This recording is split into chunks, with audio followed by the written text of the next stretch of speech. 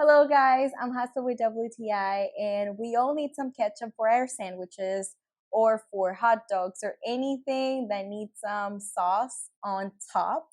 And that's why this tomato ketchup from Heinz is something that we always have at home. Since I was little, this has been family tradition, and I absolutely love how it tastes. It's not too sweet or too sour, it's just the perfect balance.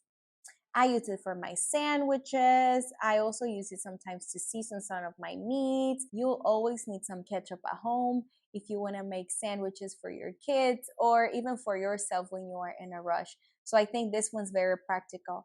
I love the consistency as well. It's not too liquidy, so you can control how much or how little comes out of the bottle. That's something I really appreciate.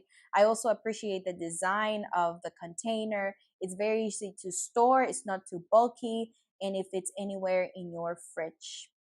So who doesn't love some great quality ketchup at home? This one from Heinz, it's been wonderful. We've used it for a long time. I always make sure we have at least 2 bottles of these because we run out very fast and it's really practical. But yeah, that's just my point of view.